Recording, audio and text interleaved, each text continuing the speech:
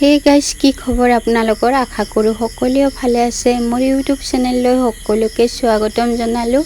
ৰাতি এতিয়া 10:30 বাজিলে।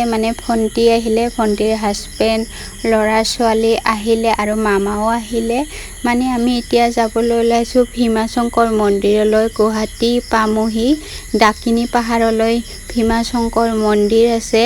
আৰু যি গতিকে শাওনৰ মাহ চলি আছে, বহুত পবিত্ৰ সোমবাৰ হয়। এইবাৰ সোমবাৰটো 4টা সোমবাৰ হৈছে, লাষ্ট সোমবাৰ দিনা সেয়ে আমি যাব ওলাইছোঁ।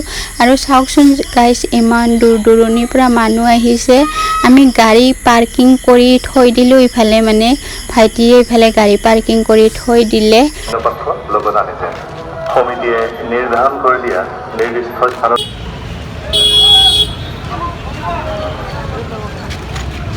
পানী বটল দিয়া হৈছে।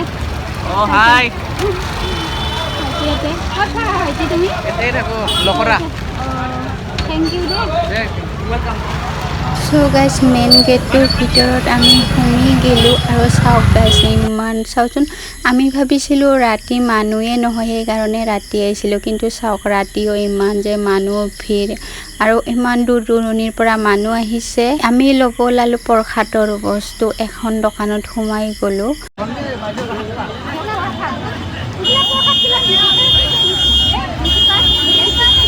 আৰু বাবাৰ নাম লৈ কেনে ৰঙা কাপোৰ বান্ধি লৈ ল'লোঁ।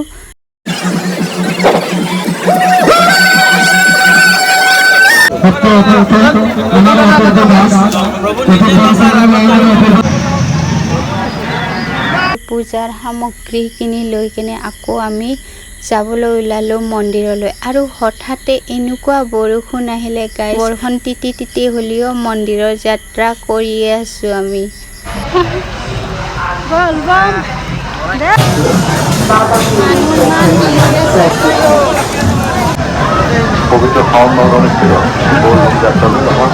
গেট খোলা দিয়া নাছিলে, 11টা বাজিছে।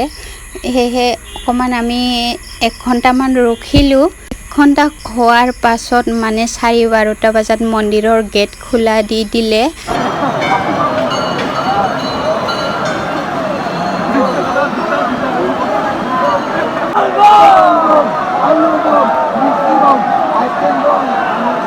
চাওকচোন গাছ, ইমান মানুহ ভিৰ আৰু তাতে বৰষুণ হ'লেও মানুহবিলাক যে ইমান যে আহি আছে। আমিও গাইছে বৰষুণ তিতি তিতি এনেকৈ মন্দিৰলৈ যাই আছোঁ। গৈ পালোঁ, গৈ কেনে আকৌ ইফালে চাওক মানুহ। আৰু ৰাতি মই এইবাৰে ফাৰ্ষ্ট টাইম আহিছোঁ। গৈ কেনে আকৌ আমি ধুনীয়া এখন জাগা চাই কেনে শিৱলিংগ বনালোঁ মাটিৰে। আৰু ভণ্টিও সহায় কৰি দি দিলে আৰু মামায়েও সহায় কৰি দি দিলে। এনেকৈ মিলি জুলি বনালোঁ। বনাই কেনে বেলপাত, ধূপ, গাখীৰ ঢালিলোঁ।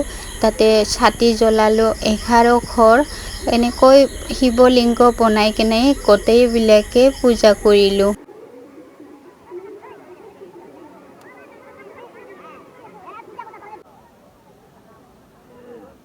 ছাতি গোখৰ গোটাইকেইটাও জ্বলালোঁ মিলি জুলি। আৰু তাতে বৰষুণো আহি আছে গাইজ। বৰষুণৰ তলে তলে এনেকৈ ছাতি ধূপ জ্বলালোঁ। ছাতিকেইটা যে জ্বলিলে।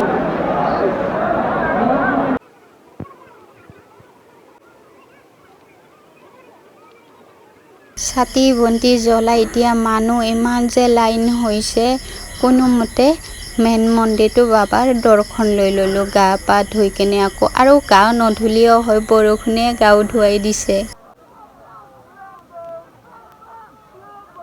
এইফালে চাওকচোন, সকলোৱেও কিমান ধুনীয়াকৈ কাপোৰ ঢাকি ঢাকি ছাতি জ্বলাইছে। যে কতো যে আশা লৈ আহিছে, মানুহবিলাক ইমান দূৰৰ পৰা আহিছে। আৰু আমি মেইন শিৱলিংগটোত গাখীৰ ঢালিলোঁ, পানী ঢালিলোঁ।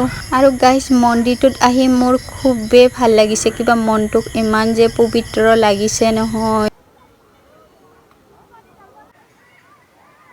ইফালে মাইনাহঁতেও ঢালিলে।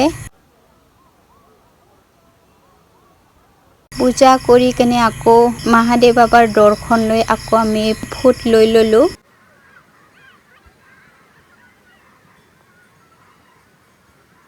গেটলৈ বাহিৰলৈ ওলাই আহিলোঁ। এইজনী হ'ল ভণ্টি, মামা, গোটাইগিলা একদম বৰষুণত তিতি তিতি ওলাই আহিছোঁ।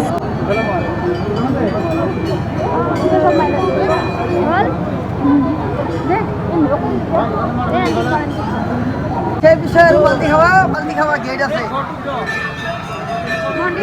মানে যাংকে গণেশ মন্দিৰত দৰ্শন ল'ব নাপালোঁ, সেইকাৰণে আহোঁতে বাবাৰ দৰ্শন লৈ ল'লোঁ।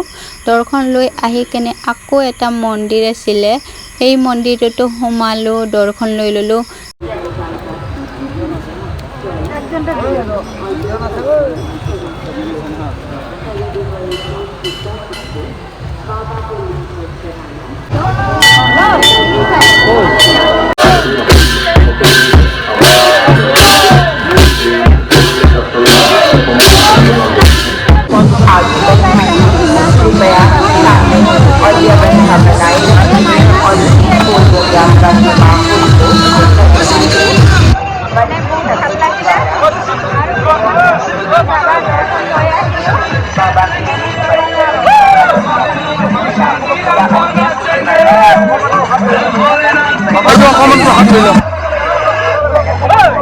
গৰম গৰম জিলাপি জিলাপিবিলাক গৰম বনাই দি আছে। গৰম জিলাপি খাই লওঁ এতিয়া আমি গোটাইবিলাক মিলি বাবাৰ দৰ্শন লৈ আহিলোঁ। ইফালে মামা নাচাক যে আমাৰ মামা একদম অৱস্থা নাই। বাবা দৰ্শন লৈ আহিলি কেনেকুৱা লাগিল? ভাল লাগছে ন? ইফালে আমাৰ ভণ্টিজনী ভাল লাগিছে, বহুত ভাল লাগিল ন? গাঁও নোধোৱাকৈ বৰষুণ তিতি তিতি বাবাৰ দৰ্শন লৈ আহিলোঁ। একদম মানুহবিলাকে গোটাই চিকি গৈছোঁ। দেখা নাপায়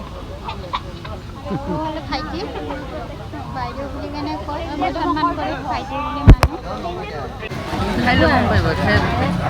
জিলাপি এটা গৰম গৰম দিবা দে। জিলাপি আৰু বুন্দিয়া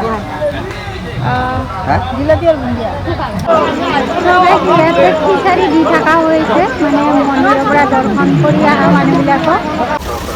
আমি ভীমাশংকৰ বাবাৰ মন্দিৰৰ দৰ্শন লৈ আহিলোঁ, ধুনীয়াকৈ পূজা কৰিলোঁ আৰু বৰষুণ তিতি তিতি পূজা কৰিলোঁ, কিন্তু খুবেই ভাল লাগিল। ইবাৰে ফাৰ্ষ্ট টাইম ৰাতি আহিলোঁ আৰু মানুহ বহুতেই ভিৰ হৈছে, কিন্তু অলপ ঠাণ্ডাও লাগিছে গাইছ। কিন্তু যোনবিলাকে যে সকলোৱে মোৰ ভিডিঅ' চাই আছে ভগৱানে